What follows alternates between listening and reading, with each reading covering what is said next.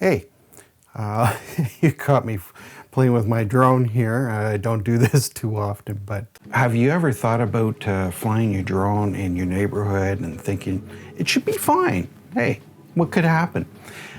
Well, if you want to fly on somebody else's house or something like that and thinking that, well, that should be fine, you know, it's my neighbors or so forth, or if you're a real estate photographer and you're flying one of these, you got to be very careful too. It's not considered trespassing, but it's kind of a gray area. And just a reminder, please, please do not take this as legal advice. Do your own research. It's fine, you should actually ask the homeowner. And you know, most people are pretty nice and they're good. And I flew not too far from where I live. I was doing this one house. This was many years ago. And you know, back then, the thought of having a drone flying around, and a lot of people were thinking that they didn't like it. They thought, oh, you're invading my privacy and so forth and this and that.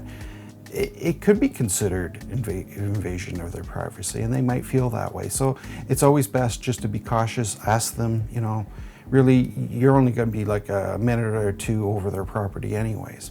But something else for you to think about is that if you do crash this thing and you crash it on their property, it could be considered trespassing. So that's one thing you got to be really careful with. Best not to just walk onto somebody's property and just go get your drone just because it crashed. Maybe it crashed in a tree or whatever. There again, ask. You know, always better to just ask them, can I shoot one of these things down?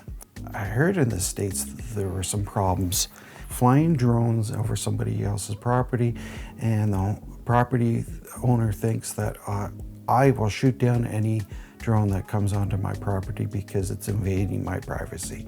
That could lead into some legal problems too, because it is considered an aircraft. So shooting at an aircraft is illegal.